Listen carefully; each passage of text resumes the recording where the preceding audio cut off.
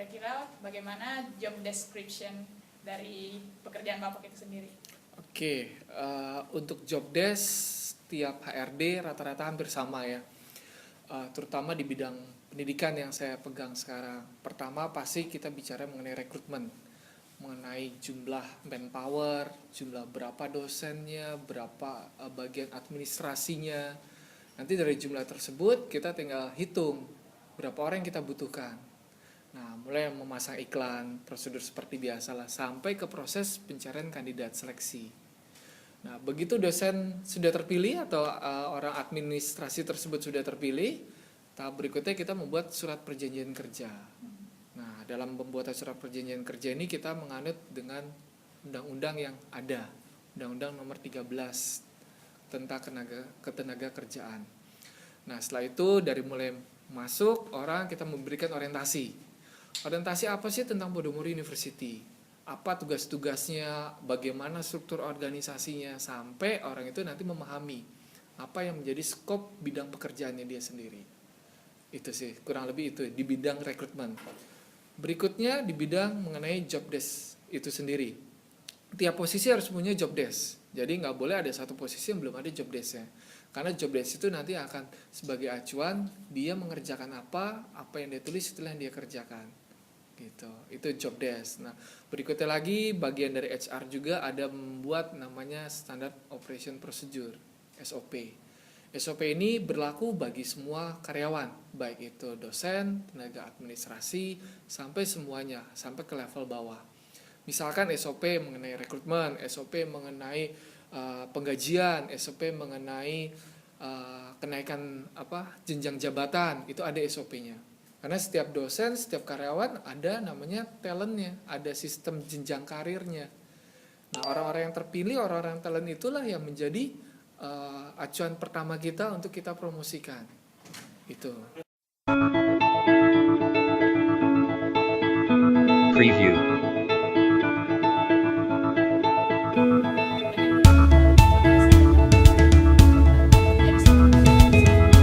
Oke.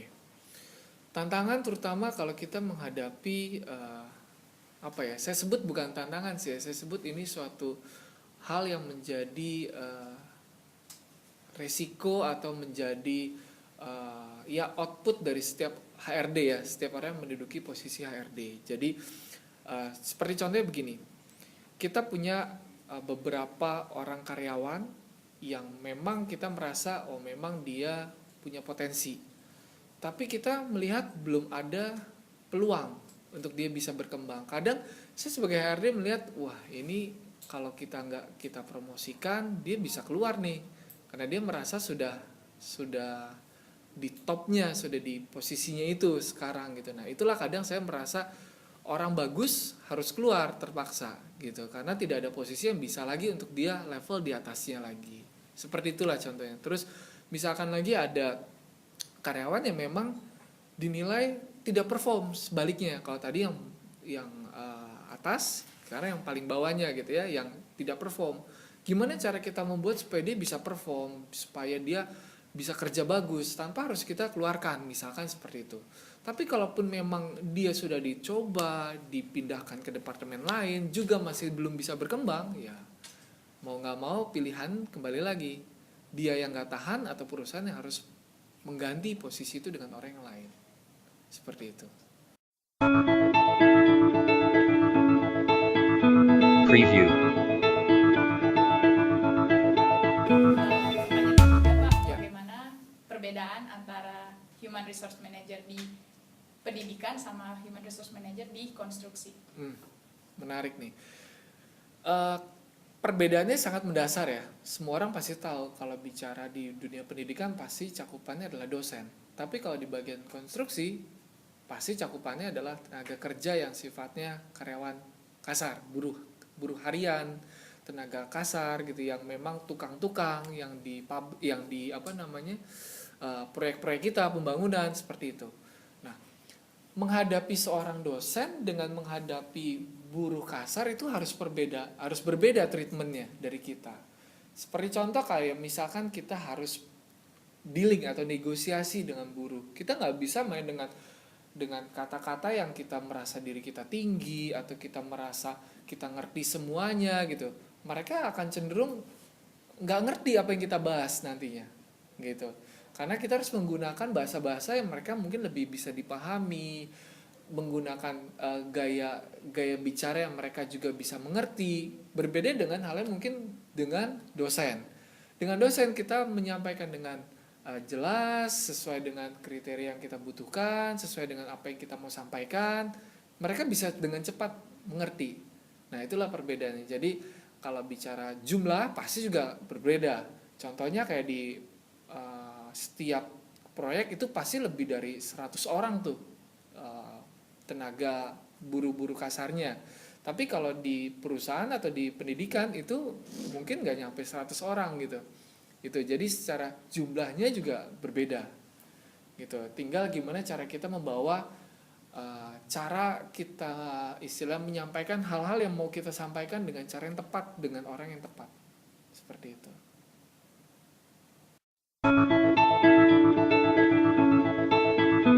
Preview.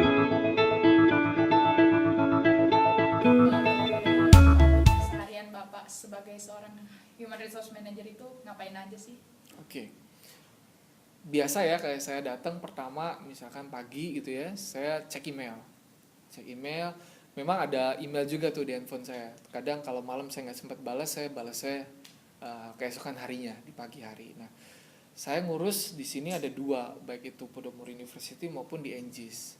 Nah, kurang lebih nih ya, seperti yang baru-baru terakhir ini, kita sedang mengurusi yang namanya rekrutmen dosen. Karena kita mau masuk pergantian semester kan, semester baru di semester ganjil, tahun ajaran baru juga, kita butuh dosen lebih banyak lagi. Karena nambah mahasiswa, nambah kelas pasti nambah dosen. Seperti contohnya ada prodi yang memang harus sampai 2 kelas. Nah, itu keseharian saya langsung datang, ngecekin dosen mana aja yang belum diproses. Kita melakukan negosiasi dengan calon dosen tersebut sampai dealing. Kalau sudah deal, udah beres, berikutnya saya update lagi hal-hal yang lain. Tiap bulannya, misalkan di akhir bulan, saya ada namanya proses penggajian. Kita biasa cut off di setiap tanggal 15, kita harus sudah final. Nah, setiap periode penggajian saya cek semua data-data siapa saja orang-orang yang gajinya ada perubahan. Baik itu karena dipotong karena BPJS, ataupun mungkin karena dia ada unpaid leave, juga misalkan karena memang dia ada penambahan, misalkan karena ada promosi, ada penambahan gaji. Itu juga saya cek semuanya. Nah, kemudian biasanya kalau udah menjelang sore, saya langsung update tentang data karyawan, terus membuat IOM, menandatangani form-form izin, misalkan ada yang mau izin.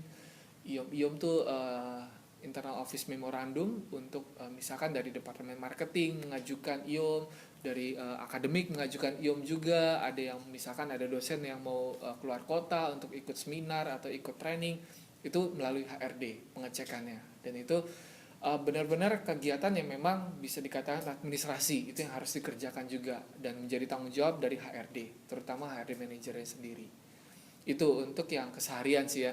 Biasanya terus kalau udah menjelang malam, sore sekitar jam 5, jam 6 itu mulai agak reda kan, karena beberapa dosen juga udah nggak mondar-mandir ke HRD, karyawan-karyawan juga udah nggak ke HRD lagi. Nah, itu disitulah kadang saya membuat kira-kira apa ya yang kita mau kerjakan lagi nih, bisa membuat budgeting atau kita mau update ini menjelang lebaran juga kita harus update lagi nih berapa jumlah karyawan yang kita mau ikut sertakan dalam buka puasa bersama gitu, terus ngitung berapa jumlah tajil yang harus kita siapkan per harinya gitu, kita ajukan permohonan IOM-nya supaya nanti kita pada saatnya mulai nanti masa bulan puasa kita sudah siap.